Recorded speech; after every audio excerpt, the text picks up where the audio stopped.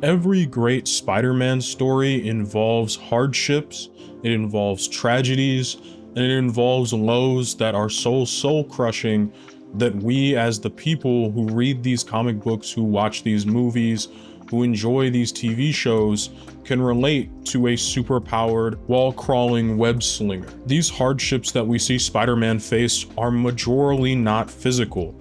They are almost always mental and emotional. It's part of what makes these stories so great.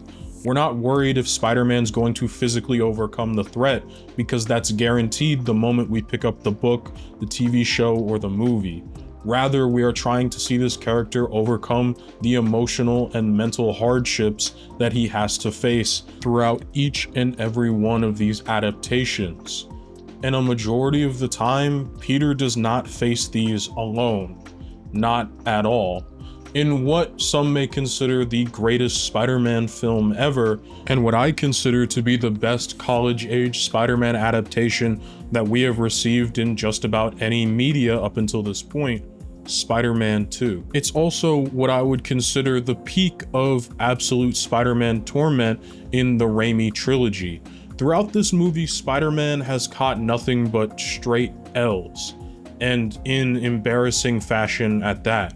When we begin the movie, Peter is failing to deliver pizzas. When we see Aunt May, she is continually struggling with the loss of Uncle Ben, and Peter feels that failure on his shoulders throughout the entire movie. He feels the failure that Aunt May is no longer able to make bills. He feels like a failure when his Aunt May is still helping him to survive as a person by giving him money during his birthday. He feels like he is failing at just about every aspect of life, and even in being Spider-Man. The public still hates him. He still sells pictures to a man that will scorn his name for as long as he wears the mask, and he feels like there is no way to success throughout a lot of this movie. But ultimately, Peter can bear a lot of the brunt of these moments on his own shoulders. Peter himself is a fairly strong person mentally. He is able to take on a lot of this stuff and continue to be Spider-Man, even as it stacks up on top of himself in ideas such as Mary Jane doing exactly what she thought she always would, and Peter doesn't even get to be there to see the girl of his dreams accomplish that. He threw away a chance at Mary Jane and a relationship with her during the previous movie at the end because he chose to be Spider-Man. Peter's also failing academically. The man just can't seem to pass a class because at every available moment he's thinking about being Spider-Man, or he's thinking about MJ. I really love this scene despite the fact that it was deleted. It's in Spider-Man 2.1. I always found it to be a great look that even in an academic setting, his mind is never too far off of being Spider-Man.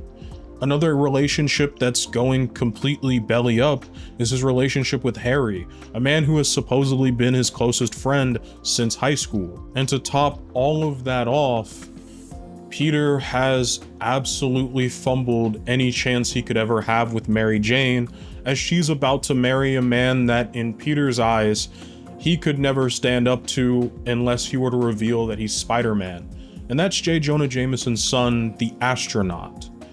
And at this point, Peter is arguably close to one of the lowest points in his life. And in this moment, and at this time, Peter has no one to share that burden with. He has no one to talk to about this.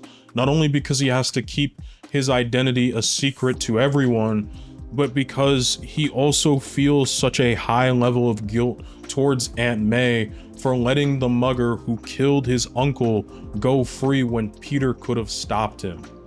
And all of this guilt has compounded upon him to the point where he can't even use his spider powers properly anymore. Peter is at an ideological war with himself as to what's better for him.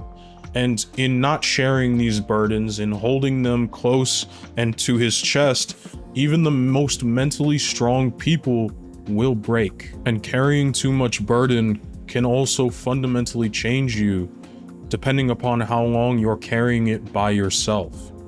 Peter tries to get some good advice from his doctor, But ultimately, his doctor just tells him that maybe he's not meant to be Spider-Man. And that's why he can't climb the walls anymore. That's why he can't swing. And I think Peter takes that to heart. Instead of sharing the burdens he is currently facing, or looking for a genuine source of companionship from someone close to him, he stuffs it all down and he chooses to give up being Spider-Man. Because he is carrying this burden by himself, he ultimately has to lock away the biggest piece of himself, the part of himself that made life worth living. And for a while, Peter seemed very happy. He didn't have to respond to police initiatives. He could actually study for college. Peter could go on dates. He could live his life to the fullest as Peter Parker. But despite all of these good things that are seemingly happening, he ultimately does not feel fulfilled in life, and he is often having to turn a blind eye to things that would make his normal self miserable.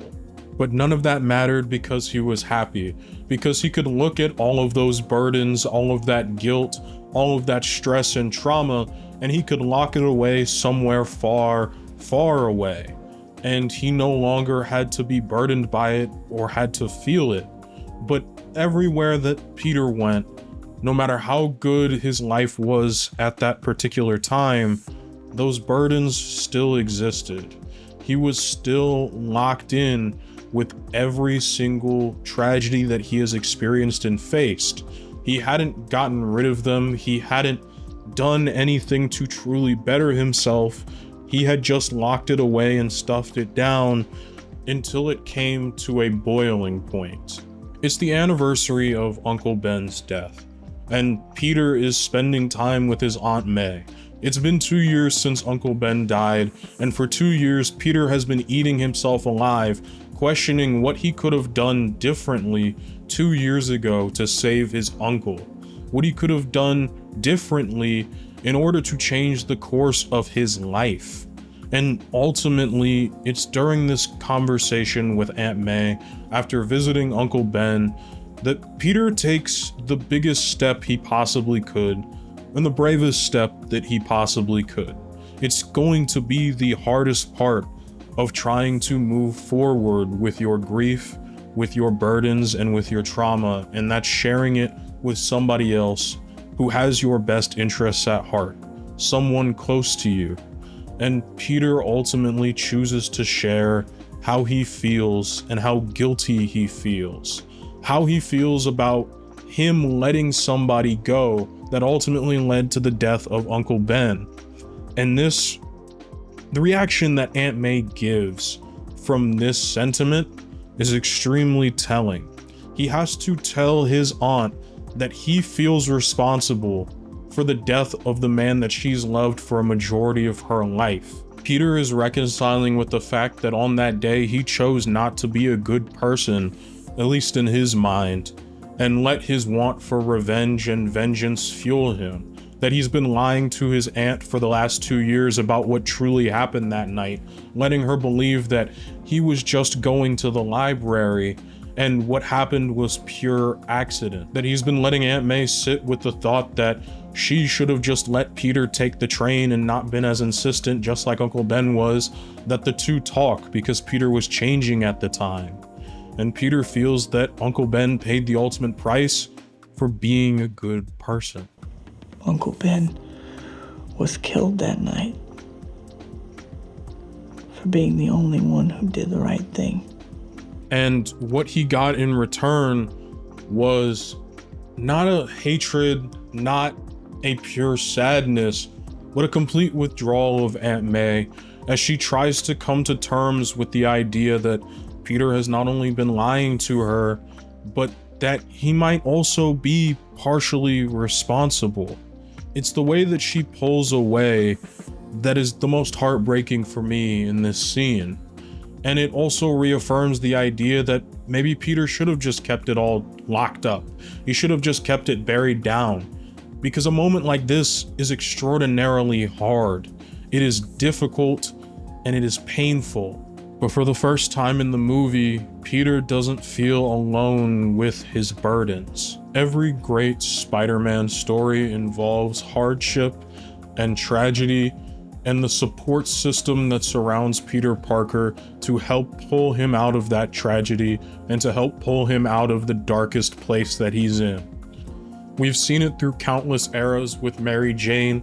Something that I just recently talked about was Spider-Man Unlimited, and when Spider-Man was at his lowest in that show, Mary Jane was right there for him to hype him up and to let him know that Peter Parker is just as important as Spider-Man, to remind him to have balance. In Spectacular Spider-Man, Peter is facing a lot of challenges being a young hero and ultimately failing in a lot of different aspects. But even with all those failures and all of the punishment he has to receive still being a teenage superhero, at the end of the day, he has Aunt May at his back no matter what, even when he's being punished. He has a strong support group in the form of Uncle Ben's memory, Aunt May, and all of the friends that he has made throughout the time on that show. And this all comes to a head during his time with the symbiote. I like to equate the symbiote a lot of the times to addiction, but I think it is also just as grand a metaphor for mental health struggles. We see that a lot in Spectacular Spider-Man, with the symbiote trying to take control of Peter and take him at his lowest point and to corrupt him and to change him into something he's not. This is something that I feel we see a lot in and of ourselves, maybe not at the time, but during. And it is because of this strong support group, Peter does not fall victim to this. I'm not alone in this, and I am not giving up who I am to become one with the ooze. You cannot reject what you already are. Go get him, kiddo. We see this with Miles in the Spider-Verse movies. He is almost constantly dealing with the same type of high school teenage superhero stress. He's fumbling around in school, he's struggling throughout a majority of the movie, but he almost always takes that time and takes that step to talk to the support system that he has around him, whether that be his parents or Gwen, somebody he perceives to truly understand him. He's always willing to take that next step to try and alleviate the burden that he's carrying on himself, to prevent himself from losing everything by carrying too much. Miles makes the point of asking for help, and sometimes asking for help doesn't look like just saying you need it, but sometimes it's just sharing with somebody you perceive to be close to you. And so even at Miles's lowest points in these movies, he is almost always surrounded by a great support system that reminds him that he's loved, he's cared for, and that they will always be there for him, even when he makes mistakes, even when he messes up, even when he does things that don't quite make sense to that support group. They're almost always going to be there for him, looking out for him, offering a hand to him, because that's what he needs. For years, I've been taking care of this little boy, right? Making sure he is loved, that he feels like he belongs wherever he wants to be. He wants to go out into the world and do great big things. And what I worry about most is they won't look out for you like us. They won't root for you like us. This movie also does a great job at presenting what happens when we bury our burdens deep, when we refuse to share, when we hold it all in completely, and we go rushing headlong into the next adventure, into the next job opportunity, into the next available option. Instead of putting our faith in those closest to us and trusting that they will have our best interest at heart and sharing with them, we choose to share with those that we find new because it is safer, it is less scary, and ultimately that proves to be the downfall of Gwen Stacy in Spider-Verse. She ran straight to the Spider Society that was ultimately bad for her, that ultimately rejected her when she failed, and ultimately did not care for her. They casted her away when she started to show that she wasn't perfect. She wasn't going to be their perfect soldier, because no matter how many chances they gave her, she wasn't good enough. So they sent her away. And in the end, all that time she spent running from the conflict of telling her father that she's Spider-Man, all that time she spent running away from having that hard conversation was ultimately for naught. Because when she does come home, when she does have that hard conversation, when she finally unburdens herself, she's met with a father that still loves her. She's met with positive reinforcement. And it's beautiful. And all of this leads right back to Spider-Man 2. Because when Tobey finally began to unburden himself, it became better for him. These small acts of kindness that you or I or any person can commit on a daily basis, we have no real concept of how much that will affect a person because we don't see their life. Ursula simply being kind to Peter was one of the brightest moments in this movie and helped to give him the confidence to go talk to his Aunt May again, truly talk to her, to help him get his life back on track. And it didn't even necessarily involve him dumping on her. It was just the fact that she was there and she was kind. Because that's part of his support system. Even if he doesn't want to say it himself, this support system is beyond important, especially for someone who has lost so much and continues to give so much constantly at every turn that he can. And when Peter finally goes to see Aunt May again, when Aunt May finally confronts the fact that she can't live in the same house that her and Uncle Ben were going to grow old in, and that it's okay to move on and to move out. And when she sees Peter, she forgives him. She gives him an uplifting speech. I always like to imagine that Aunt May in this scene knows that Peter is Spider-Man. The kind of speech that she gives him in this moment is so Spidey coded that I always liked to imagine that she knew.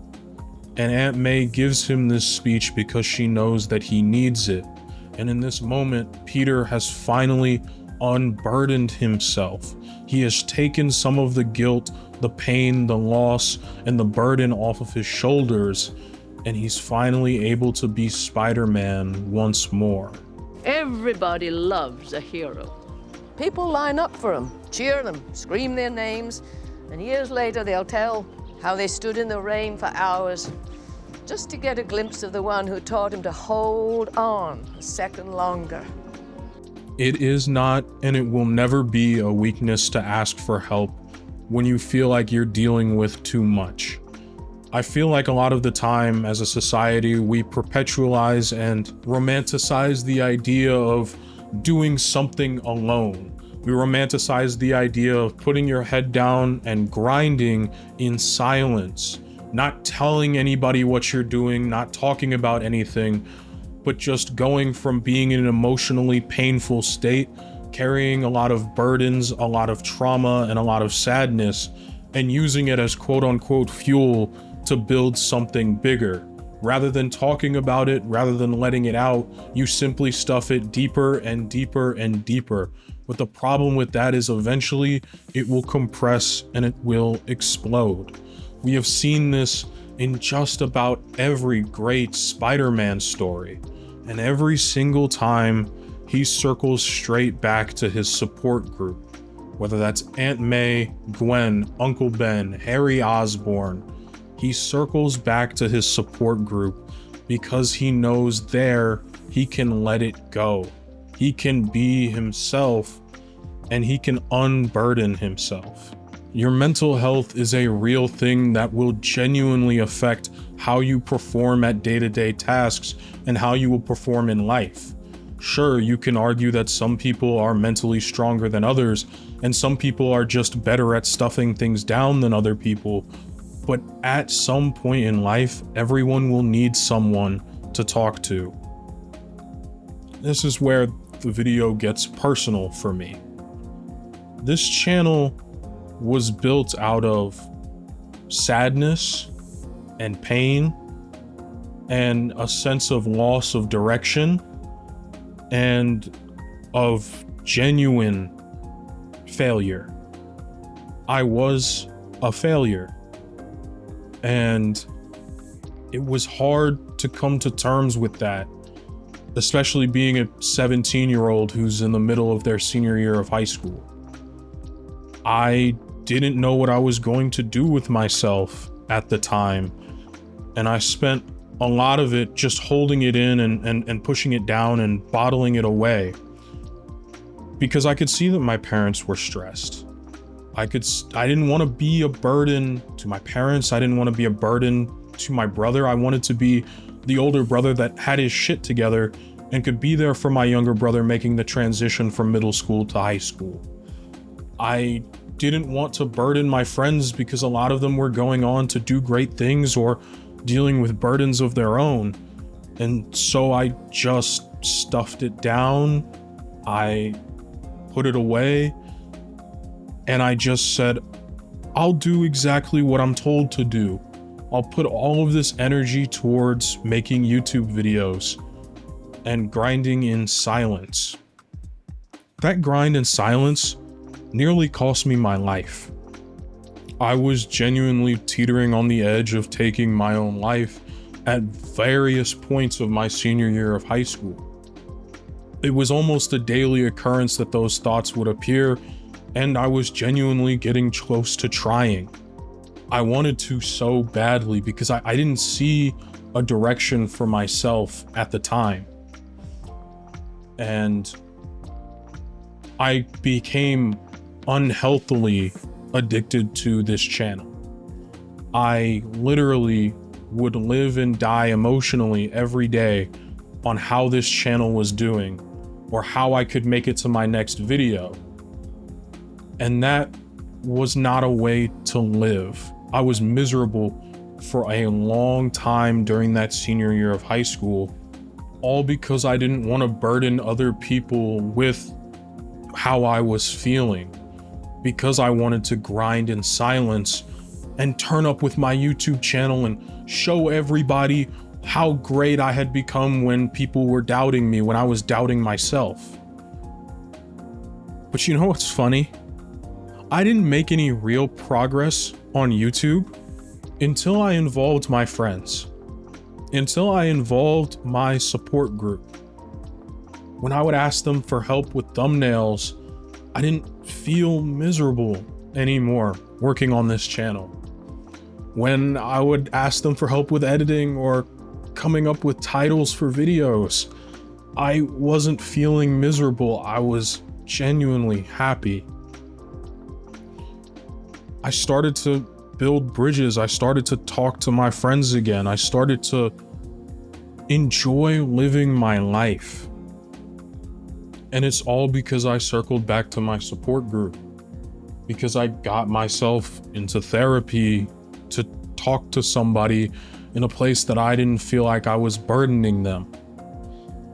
And ultimately, I owe a lot of the success that I've had on my channel to my support group, to having people that supported me even when I was at my lowest on my channel and I wasn't doing anything.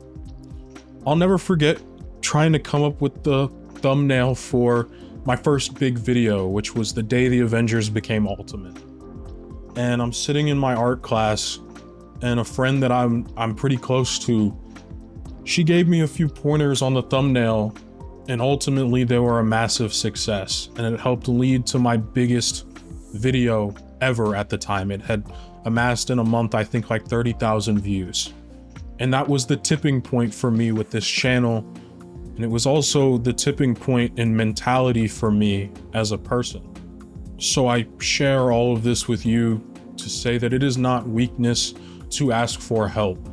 Our greatest heroes can't do it by themselves, and even they need help. Nobody is above the need for help, and it is okay to ask for it. You are not weak because of it, In my opinion, you are stronger because of it. Because you had the strength to do the hardest thing and take that first step and to reach out, to have the tough conversations, even if it hurts. That is strength. And Spider-Man shows us that in almost every great adaptation of the character.